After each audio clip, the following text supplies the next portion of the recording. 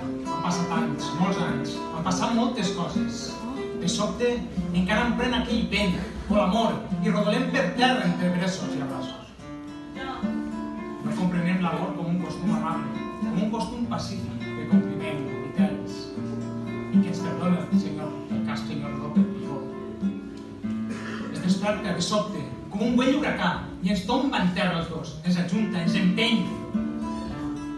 Jo desitjava a voltes un amor educat, i en marxa al tocadiscos, negligentment besant-te a un muscle, i després el beso d'una orella.